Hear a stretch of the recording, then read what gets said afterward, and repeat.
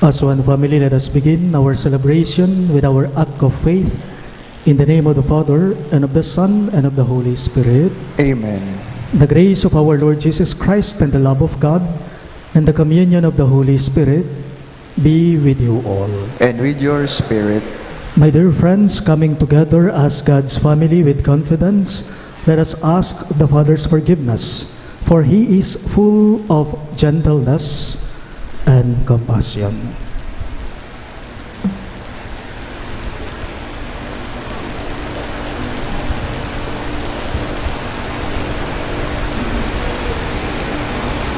Together we pray. I confess, Almighty God, and to you, my brothers and sisters, that I have greatly sinned in my thoughts and in my words, in what I have done and in what I have failed to do, through my fault, through my most grievous fault. Therefore I ask the Blessed Mary, Virgin, all the angels and saints, and to you, my brothers and sisters, to pray for me to the Lord our God. May Almighty God have mercy on us, forgive us our sins, and bring us to everlasting life. Amen.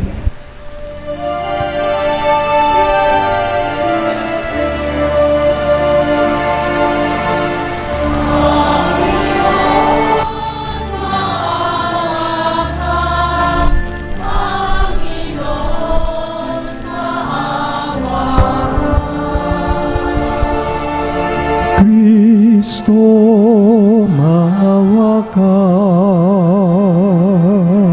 Kristo, maawa ka sa amin. Panginoon, maawa ka. Panginoon, maawa ka.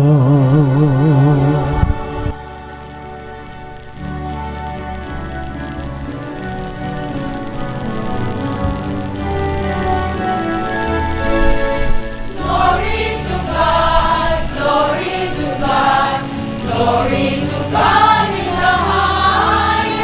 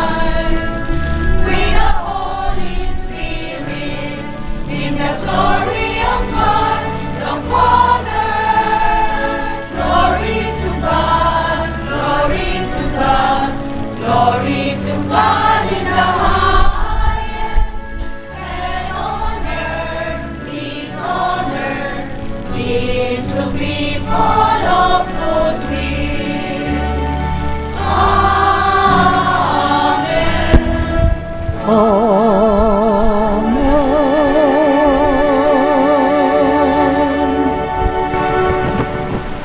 us pray. Almighty ever-living God, increase our faith, hope, and charity, and make us love what you command, so that we may merit what you promise. Through our Lord Jesus Christ, your Son, who lives and reigns with you, in the unity of the Holy Spirit, one God, forever and ever. Amen.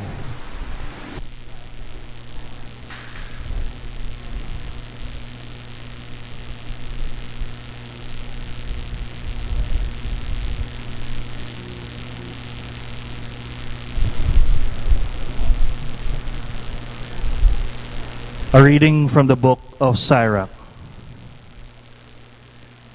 The Lord is a God of justice, who knows no favorites. Though not unduly partial toward the weak, yet he hears the cry of the oppressed. The Lord is not deaf to the wail of the orphan, nor to the widow when she pours out her complaint. The one who serves God willingly is heard. His petition reaches the heavens. The prayer of the lowly pierces the clouds. It does not rest till it reaches its goal, nor will it withdraw till the Most High responds, judges justly, and affirms the right. And the Lord will not delay. The word of the Lord. Thanks be to God. Responsorial Psalm. Let our response be, the Lord hears the cry of the poor. The Lord hears the cry of the poor. I will bless the Lord at all times. His praise shall never be in my mouth. Let my soul glory in the Lord. The lowly will hear me and be glad. The Lord hears the cry of the poor. The Lord confronts the evildoers to destroy remembrance of them from the earth. When the just cry out, the Lord hears them, and from all their distress he rescues them. The Lord hears the cry of the poor. The Lord is close to the brokenhearted, and those who are crushed in spirit he saves. The Lord redeems the lives of his servants. No one incurs guilt who takes refuge in him. The Lord hears the cry of the poor.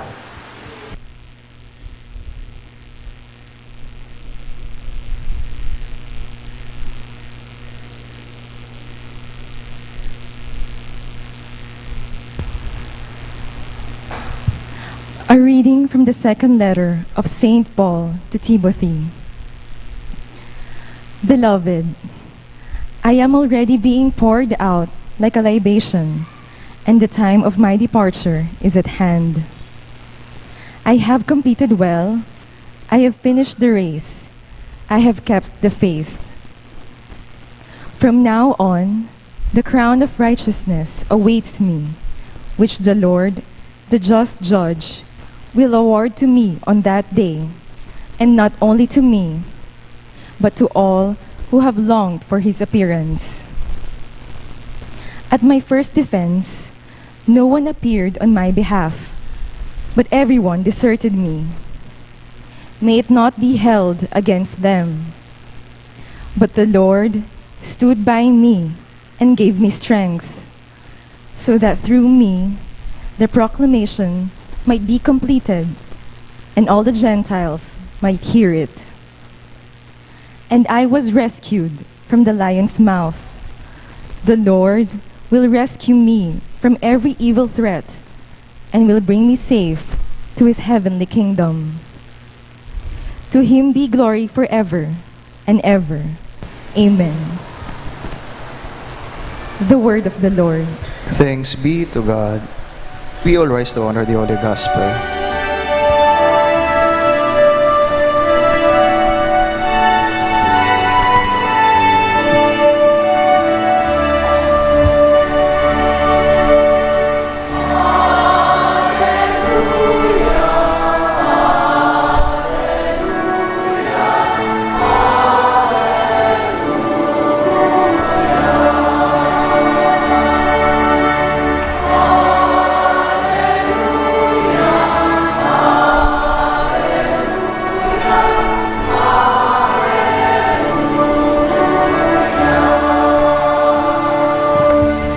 Altogether, God was reconciling the world to himself in Christ and entrusting to us the message of salvation.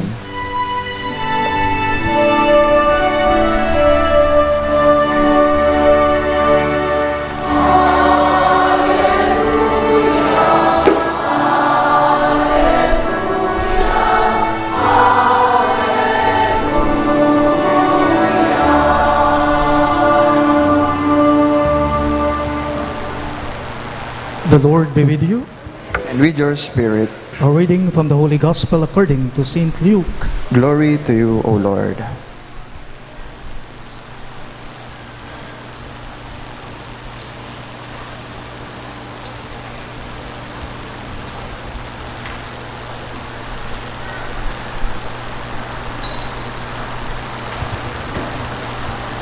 Jesus addressed this parable to those who were convinced of their own righteousness and despised everyone else.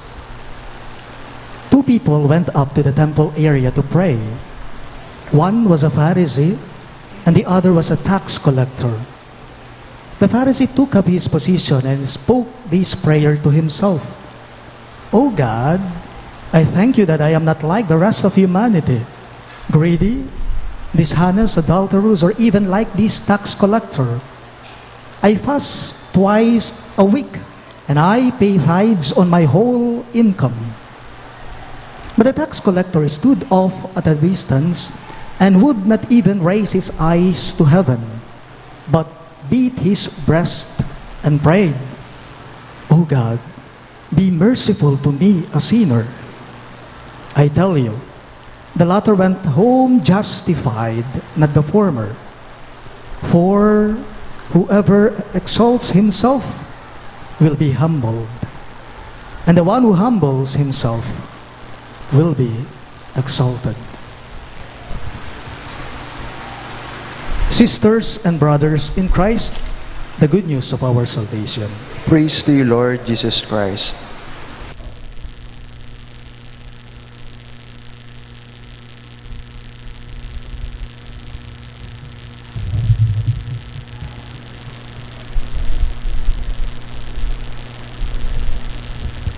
Magandang umaga po sa inyo lahat. Alam po ninyo, madali pong sundan ang punto ng ating ebanghelyo ngayong linggong ito. Napakadaling sundan ito. Ang pinupunto ng ating pagbasa ngayong linggong ito. Sabi po ng ebanghelyo natin, may dalawang lalaking pumasok sa templo upang manalangin, upang magdasal. May dalawang lalaking umakyat sa templo upang magdasal sila. Maaari din po nating sabihin, ito sa mga ganitong kataga. May dalawang taong parokyano sa St. Jude Parish ang pumasok sa simbahan upang magdasal sila. May dalawang taong nagsimba upang magdasal sila, upang manalangin sila. Alam po ninyo, tayo po ang tinutukoy ng ating ebanghelyo ngayong linggong ito, ang bawat isa sa atin. Naririto tayo sa loob ng simbahan dahil nagsisimba tayo. Nagdarasal tayo. Sumasamba tayo. Tanong ko lang po, para saan ba ang pagsisimba? Maari po ba nating tanungin ang sarili natin ngayon, bakit kaya nagsisimba ako? Bakit kaya nagsisimba tayo? Ang sagot, nagsisimba tayo upang lumapit tayo sa Diyos, upang tumawag tayo sa Kanya, upang manalangin tayo sa Kanya, at upang magkalapit na tayo sa isa't isa, siya at ako, ikaw, tayo. Ibig sabihin, buri ng sabyan nita, king simpleng pamangamano, ban kanita mi pabanalan tamo, nga na po ning ebanghelyo, upang sa gayon ay mabless ka, upang sa gayon ay mabasbasan ka. By the way, pumunta ka dito, ikaw na Katoliko, na ikaw na Kristiyano, upang sa gayon ay kasama mong uuwi sa bahay ninyo ang Diyos pagkatapos ng Santa Misa.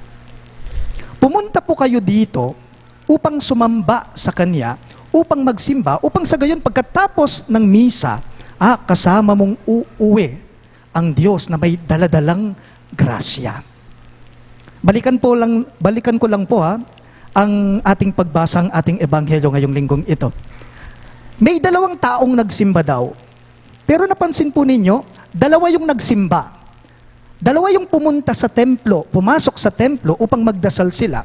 2 ang nagsimba, pero 1 lang sa kanila ang umuwing may daladalang grasya. 2 yung nagsimba, pero 1 lang yung umuwi sa kanila na may daladala siyang grasya. Bakit? Kasi sinamahan siya ng Diyos na umuwi sa kanila. Sino po ito? Yung may pangangailangan sa Kanya. Yung taong mababa. Paalala lang po, naniniwala po ako, hindi po lahat ng nagsisimba ay umuuwing may grasya. Hindi po lahat tayo na nagsisimba ngayon, umuwi tayong may daladalang grasya.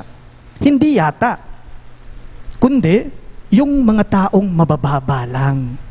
Jesus said in today's gospel, whoever exalts himself will be humbled, and whoever humbles himself will be exalted. Sino man daw po sa atin, ang pilit niyang binababa ang sarili niya, uuwi daw siyang may daladalang grasyang kasama niya, ang Diyos sa puso niya, sa kalooban niya. Ituwid po natin ng kaunti. Ito pong salita ni Jesus sa sariling pananalita natin. Upang sa gayon ay lalong tumingkad ang ating ebanghelyo ngayong linggong ito. Sino mang mabuti ang tingin niya sa kanyang sarili, babagsak siya. Sino man sa ating iba ang tingin niya sa sarili niya kaysa sa iba, o mataas ang level niya kaysa sa isang tao, babagsak siya.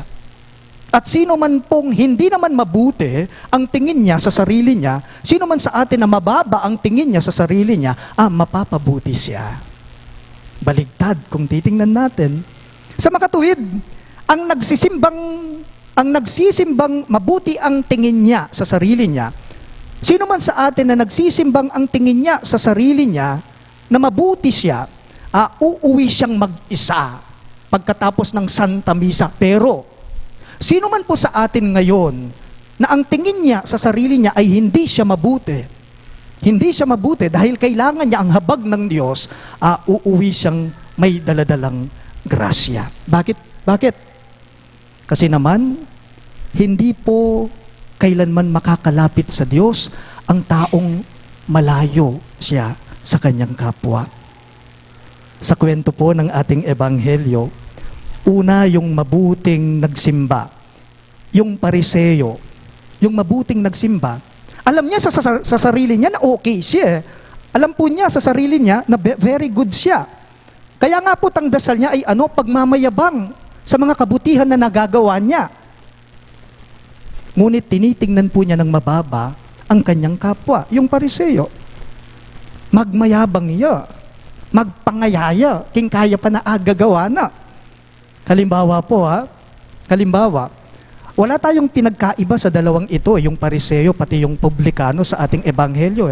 Yung Pariseyo, yung mabuting nagsisimba, yung feeling niya wala siyang kasalanan, wala siyang mabigat na kasalanan.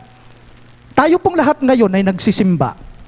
Sisimba tamongan ngayon Mamaya po niyan, lahat kayo, isa-isa maglilinya sa banal na komunyon. Habang nagkukomunyon kayo, excited kang matatanggap mo ang grasya ng Diyos, ang katawan ni Kristo. Kaso,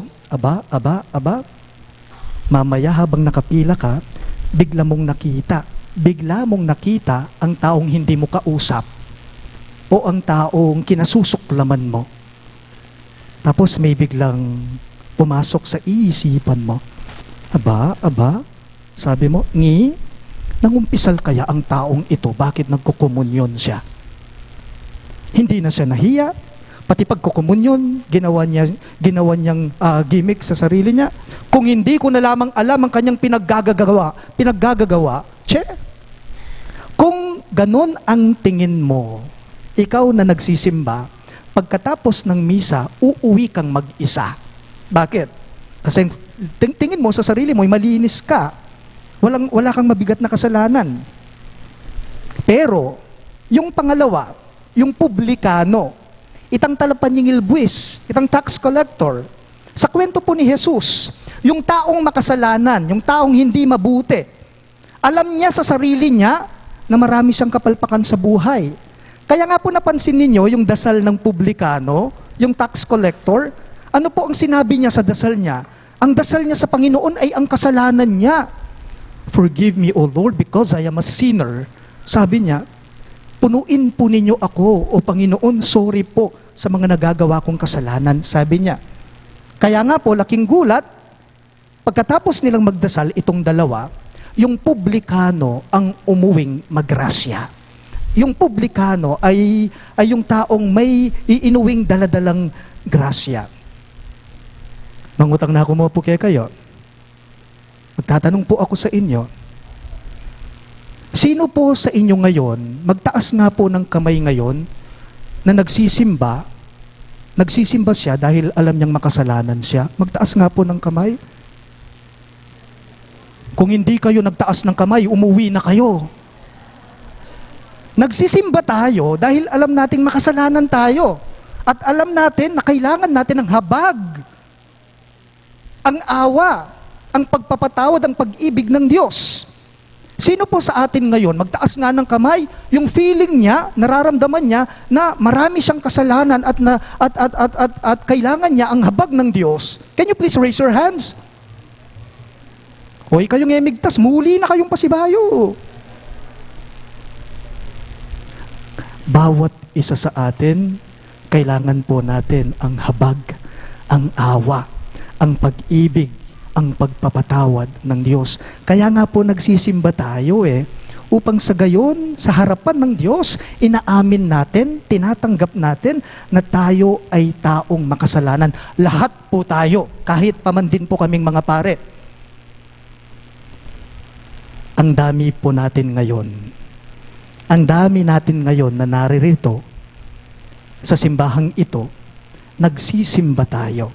Sana po, ang bawat isa sa atin, pagkatapos ng Santa Misa, walang uuwing basyo sa atin sa isa't isa. Sana po lahat tayo ay mabless dito sa banal na pagdiriwang ito.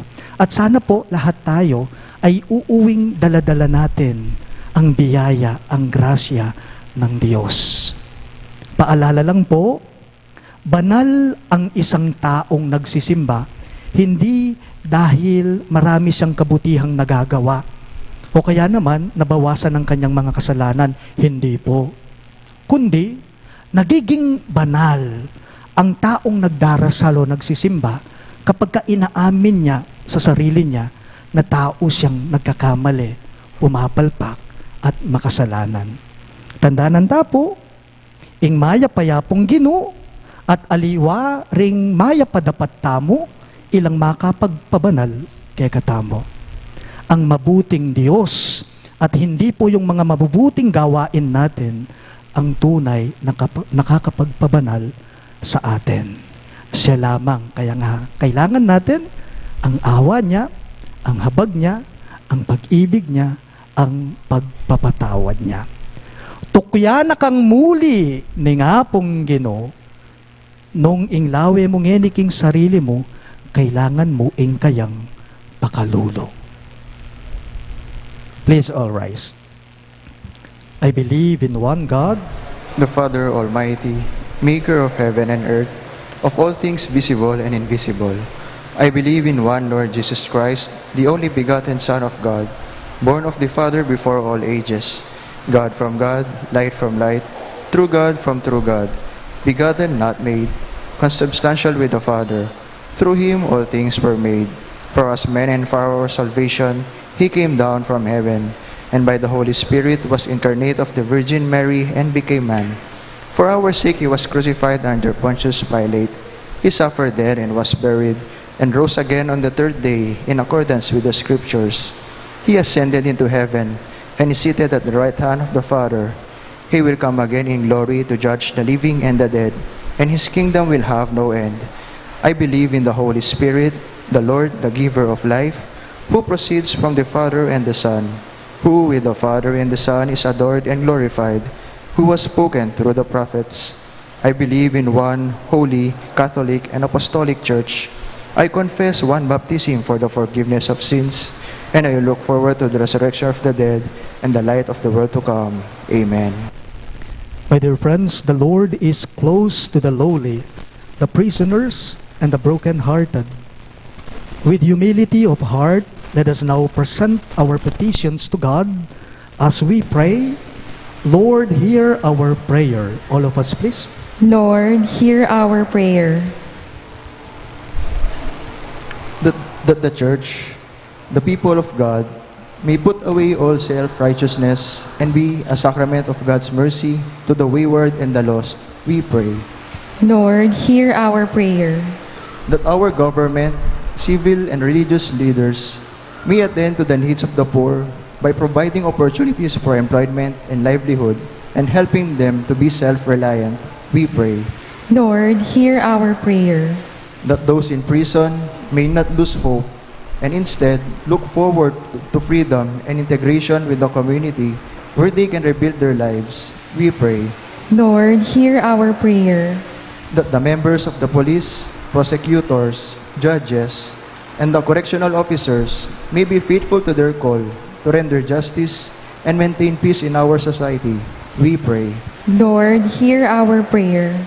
That those unjustly condemned and imprisoned may soon be freed and their good names restored, that the human dignity of prisoners may be respected at all times, we pray. Lord, hear our prayer. That those who mourn the passing of their loved ones may be comforted by the thought of seeing them someday in Father's kingdom, we pray. Lord, hear our prayer. We also include in our prayer the following intentions. For the thanksgiving of Maria Faustina Zapanta and family, Rick and Nora Pascual and family, Jean Carl and Nina Carl. For the birthday thanksgiving of Reverend Father Norman S. Arce, Asher Francis Reyes, Antonio Zapanta, Magdalena Alcor. For the special intentions of Laila Abiog, Paz Suwing, Evelyn De La Rosa, the St. Jude Thaddeus Parish Pastoral Council, the St. Jude Village officers and homeowners. For the good health of Sunny Bustos, Ines Sunga, Anita Teodin, Noriel De Vera, Raniela Reyes, Rosalina Manalang, Ruben Cuario, and all our sick relatives and friends. For the eternal repose of the souls of Norma, Maria Virginia, Antonio Alde, Segundo Salonga, Joseph Chichon, Manuel Tongyo, Helen Tiopenco, Magdalena Kapati, Julie Reyes, Natividad, Mira, Patricia, Florencia, Roberto Aquario, Wilfredo Florentino, Juan Cristina Cambe, and all the poor souls in purgatory, we pray. Lord, hear our prayer. In silence, we offer to our Lord our own intentions.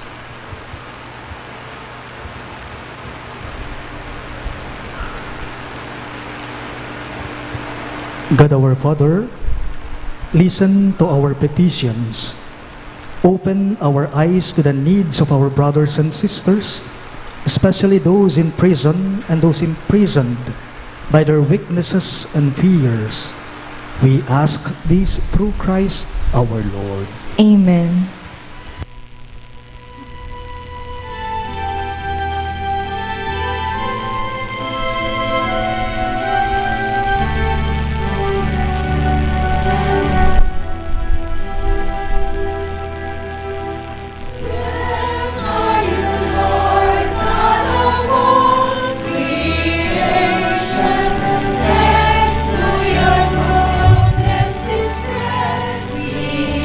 Offer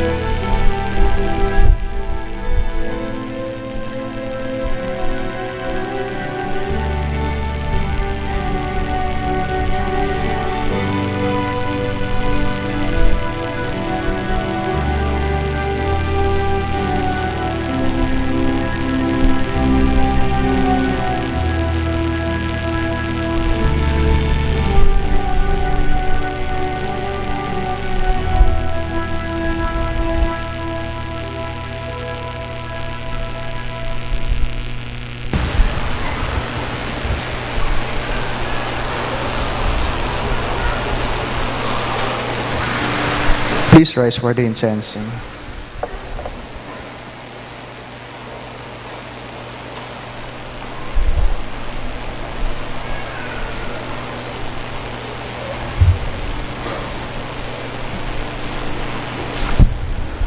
Pray, my dear friends, that my and your sacrifice may be acceptable to God, the Almighty Father.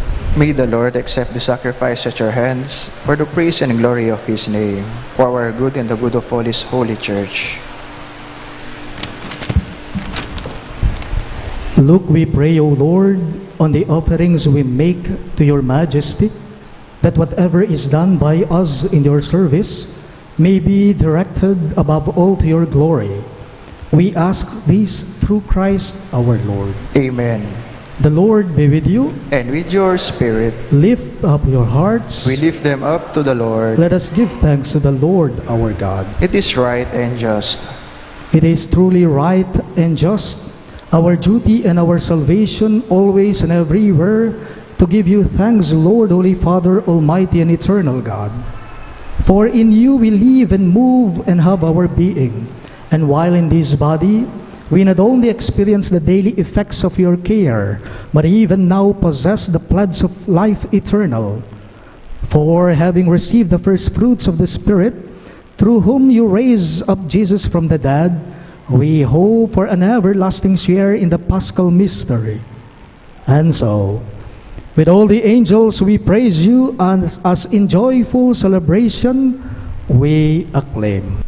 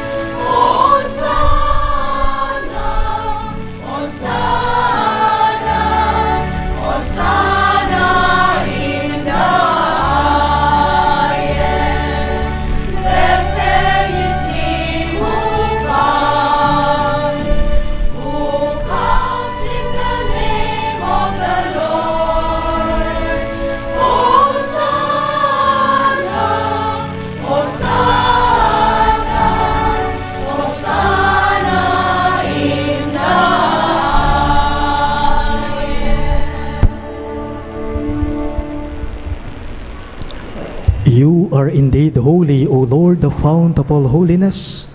Make holy, therefore, these gifts, we pray, by sending down your Spirit upon them like the dewfall, so that they may become for us the body and blood of our Lord Jesus Christ.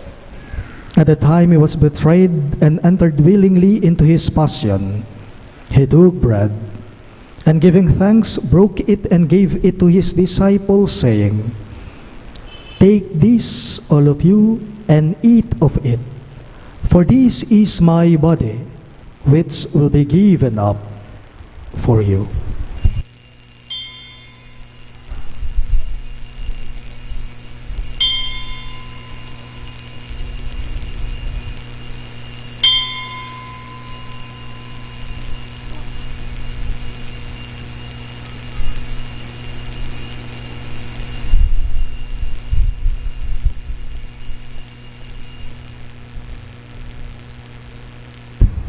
In a similar way, when supper was ended, he took the chalice, and once more giving thanks, he gave it to his disciples, saying, "Take this, all of you, and drink from it. For this is the chalice of my blood, the blood of the new and eternal covenant, which will be poured out for you and for many, for the forgiveness of sins. Do this in memory of me."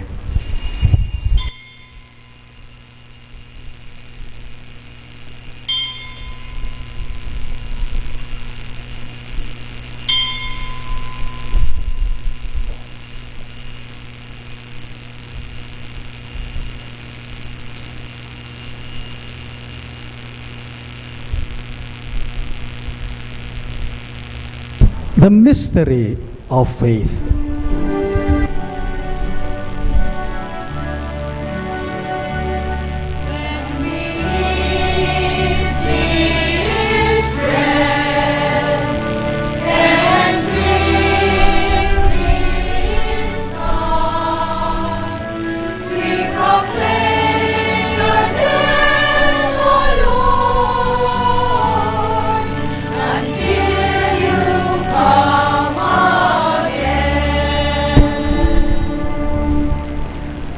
Therefore, as we celebrate the memorial of his death and resurrection, we offer you, Lord, the bread of life and the chalice of salvation, giving thanks that you have held us worthy to be in your presence and minister to you. Humbly we pray that partaking of the body and blood of Christ, we may be gathered into one by the Holy Spirit. Remember, Lord, your church spread throughout the world, and bring her to the fullness of charity, together with Francis, our Pope, Florentino, our Bishop, Pasiano, our Bishop Emeritus, and all the clergy. Remember your servants, Norma and Manuel, whom you have called from this world to yourself. Grant that they who were united with your Son in a death like his may also be one with him in his resurrection. Remember also our brothers and sisters who have fallen asleep in the hope of the resurrection, and all who have died in your mercy. Welcome them into the light of your face. Have mercy on us all. We pray that with the Blessed Virgin Mary, Mother of God, Saint Joseph, her most chaste spouse, with the blessed apostles, Saint Jude Thaddeus, our patron saint, and all the saints who have pleased you throughout the ages, we may merit to be co-heirs to eternal life, and may praise and glorify you through your Son, Jesus Christ. Through him, with him, and in him, in the unity of the Holy Spirit, all glory and honor is yours, Almighty Father, forever and ever.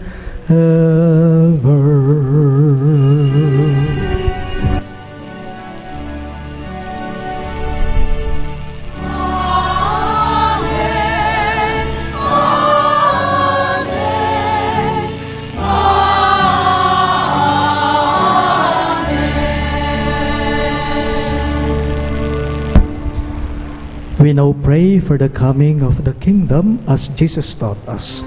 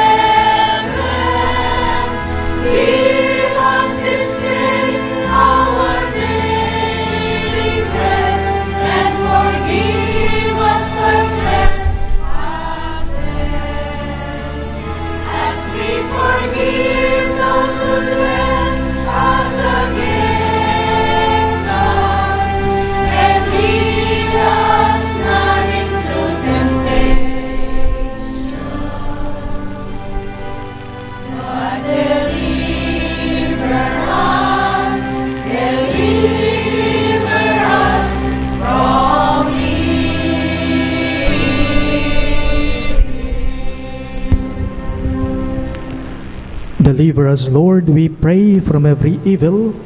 Graciously grant peace in our days, that by the hope of your mercy, we may be always free from sin and safe from all distress, as we await the blessed hope and the coming of our Savior, Jesus Christ. For the kingdom, the power, and the glory are yours, now and forever. Lord Jesus Christ, who said to your apostles, "Peace I leave you, my peace I give you," look not on our sins, but on the faith of your church, and graciously grant her peace and unity in accordance with your will, who live and reign forever and ever. Amen. The peace of the Lord be with you always. And with your spirit, Let us offer each other the sign of peace. Peace be with you.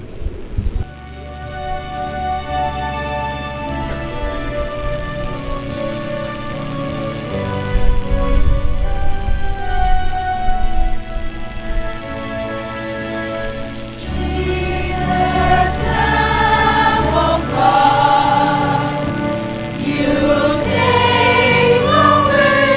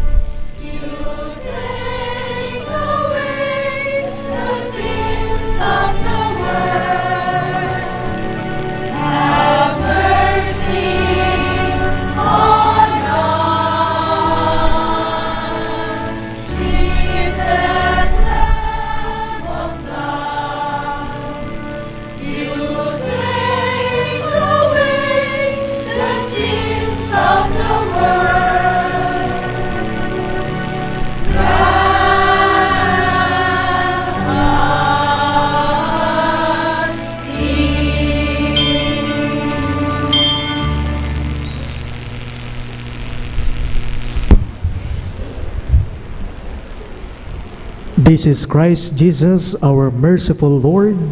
He is the Lamb of God who takes away the sins of the world. Happy are those who are called to His supper. Lord, I am not worthy that you should enter under my roof, but only say the word, and my soul shall be healed.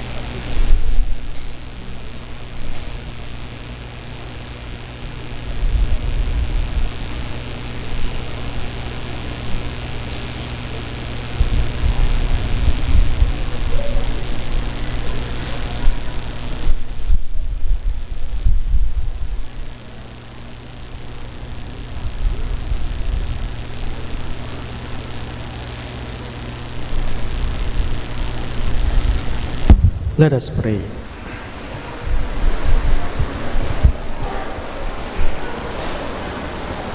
May your sacraments, O Lord, we pray, perfect in us what lies within them, that what we now celebrate in signs, we may one day possess in truth. We ask this through Christ our Lord. Amen. The Lord be with you. And with your spirit. Bow your heads and pray for God's blessing.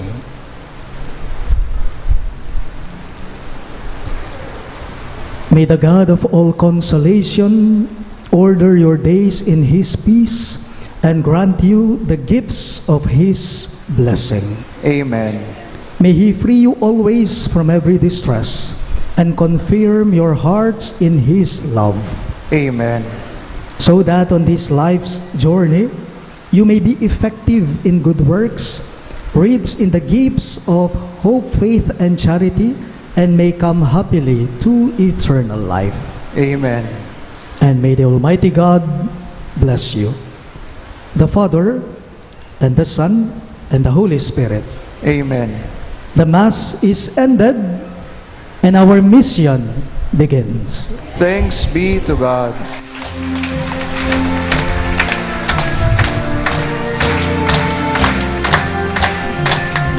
Happy birthday to you. Happy birthday to you. Happy birthday, happy birthday, happy birthday to you.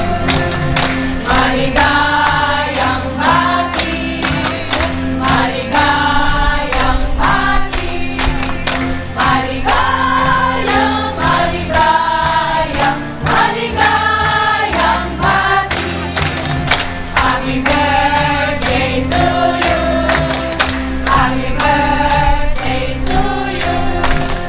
Happy birthday, happy birthday. Happy birthday to